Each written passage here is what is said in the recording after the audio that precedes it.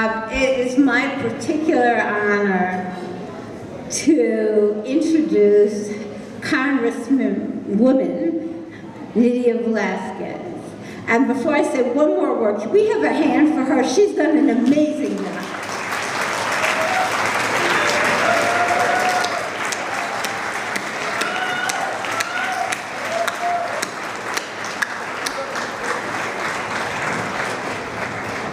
And before going forward, someone that some of you know quite well, others not, is her district director, Dan Wiley, and who has been an incredible communicator and friend for Brooklyn for Peace for more years than we can count. Dan, would you stand up?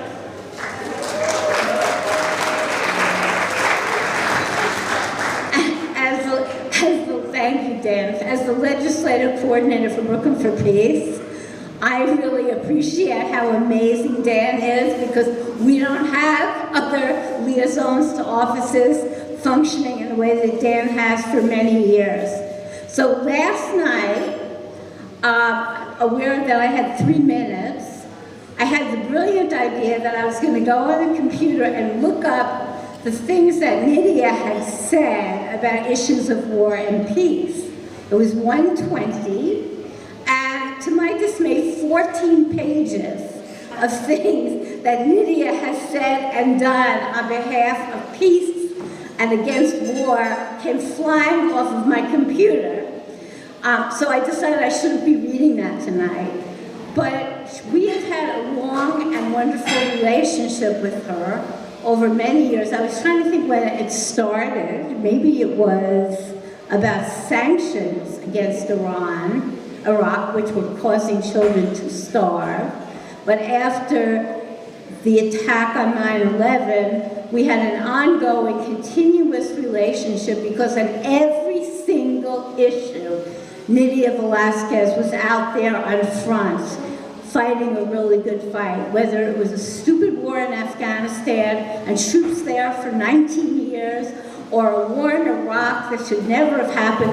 When I was looking at my 14 pages, how many times did Nydia vote to get the troops out of these places and to bring peace to that area, over and over and unrelenting? And all of that, I think, is almost child's play for what she's done now. And I realized I haven't seen her for years, because she's always on the right side. And it hasn't been easy to be on the right side of Israel-Palestine. And we know that because we see the counterexample of our other elected officials. But from day one, she has stood for peace, for a ceasefire, for a cessation of weapons sales there over and over, whenever there's a vote, whenever there's a letter, whenever there's a call for more humanitarian aid to the people there. Nydia has reliably been on that side, outspoken, and we don't even bother her anymore, because we know whatever the issue is, she will be there. And she has set an example of incredible congressional leadership that we have not seen in this borough. And I think as we come together tonight, I'm very proud to honor Nydia for the amazing job she has done for representing the peace-loving people of Brooklyn. So thank you.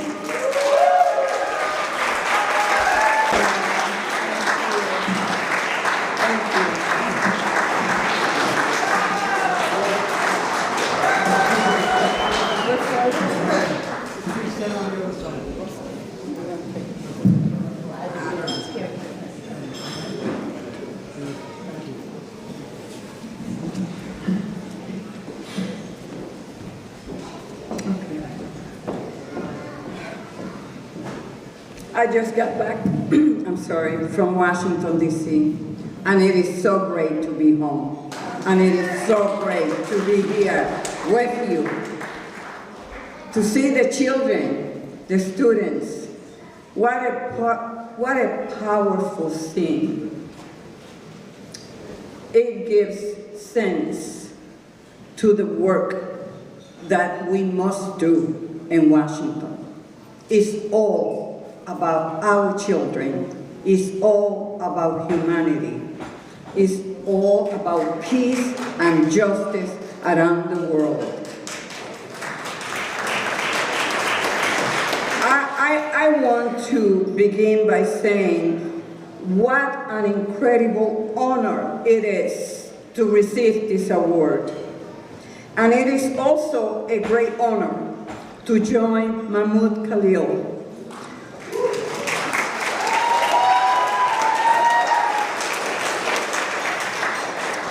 who spoke out for Palestine at immense personal risk and faced vicious backlash at the hands of the state.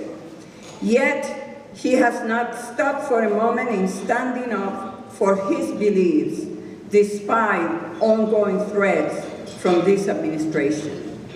We participated in an event in Washington, D.C., and that day I related to Mahmoud that there is this common bond between the Palestinian people and the Puerto Rican people. We both aspire for self-determination, for our right to have freedom and the opportunity to determine our own political future.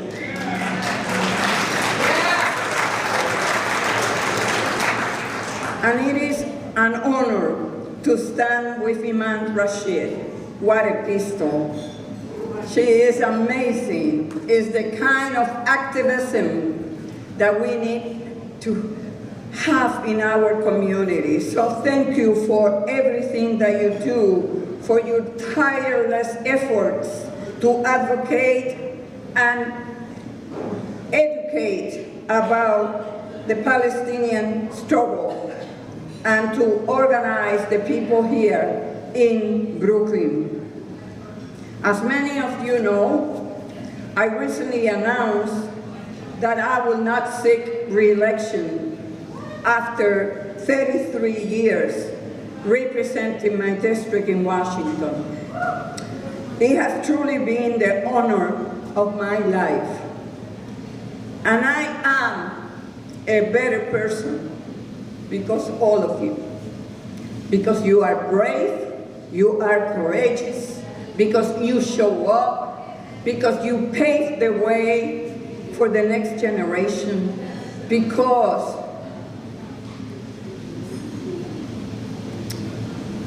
we have a commitment to leave this world a better world, especially for our children. In the lead up to that decision and in the weeks since I have been reflecting on my career and the moments I am most proud of. There are many, but the ones that stand out most are moments when I had the opportunity to stand up for peace in the face of U.S. militarism.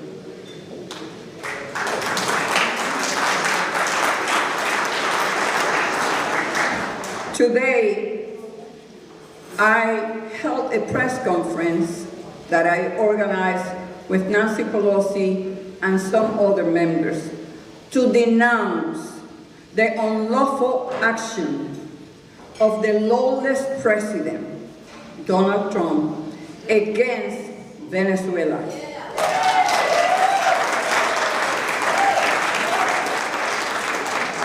And in the process, militarizing the island of Puerto Rico so that it could be used as a strategic point to transfer military assets against the Venezuelan people. This is not about drugs and safety. I don't want Donald Trump to come to New York City and talk about safety and security in our communities and dehumanize immigrants and victimize immigrants to say that they are the ones committing crimes in our communities. Today there was a report that showed that of those who have been deported, 3% have a criminal record. This president who pardoned 1,500 felons that attempted to give a coup d'etat, he is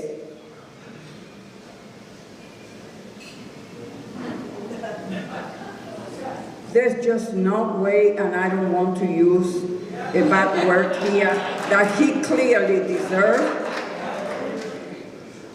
But we must be vigilant. We must be vigilant. Democracy is vulnerable, and more so with someone like him in the White House. So some of the moments that I think of that make me proud was when I voted against the U.S. invasion of Iraq.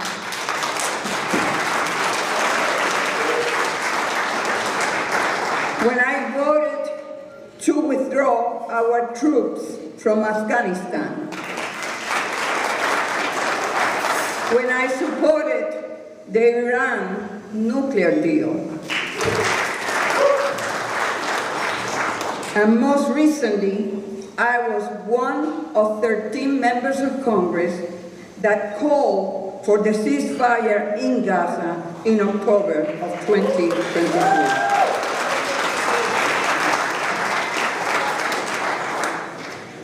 As you all know well, these could be lonely battles, but looking back, Brooklyn for Peace and the constituents who share your values were there every step of the way. Calling for a ceasefire has become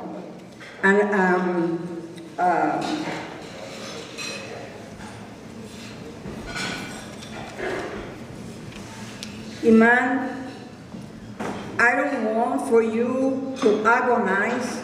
I want for all of us to think that in October of 2023, those of us who dare to call for a ceasefire were confronted with violence, attacks, names calling, and everything in between. But calling for a ceasefire has become, because of your efforts, a mainstream position as the horrific genocide of the Palestinian people has unfolded. But the day after I joined Cory Bush's ceasefire now resolution in October 2023, there was a protest outside of my Brooklyn office. At first, my district office and my Washington office were flooded with angry, nasty calls, but then messages of support began to come in. Calls from organizations like Brooklyn for Peace letting us know that we have done the right thing and that you had our backs. In that moment, your support meant everything. So I know your causes may feel enormous and the odds may feel stacked against you, but know that you have made a tremendous difference and ultimately helped save lives.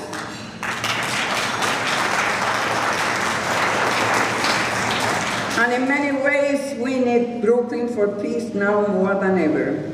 Palestinians are still being killed every day, and more land is being seized in the West Bank despite the ceasefire. It is easy to forget, with everything else that is happening in Washington and elsewhere, that over the summer, the United States launched a direct attack on Iran, bringing us to the brink of war. Today, our president is blowing up fishing boats in the Caribbean under the guise of a literal war on drugs. And here at home, federal agents have been unleashed to attack peaceful protesters and round-up immigrants, the most vulnerable among us. These are daunting challenges, but I believe the people are with us. The American people are with us.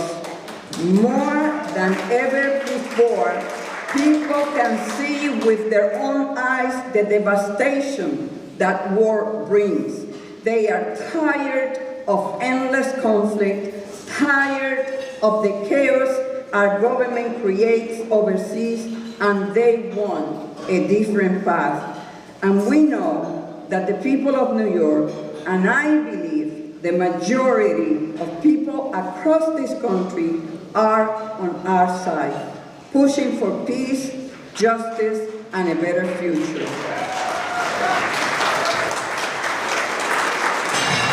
So thank you for being a guiding star for the elected officials of our city and a megaphone for the people of our borough. It has been an honor to have your support throughout my career, and it's an honor to receive this award, and I just want you to know I still have one more year.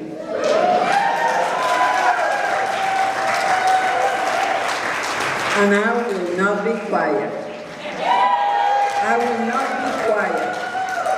And even when I am not in Washington, home is Brooklyn, and I will see all of you in the streets doing right by the American people. God bless you all. Thank you.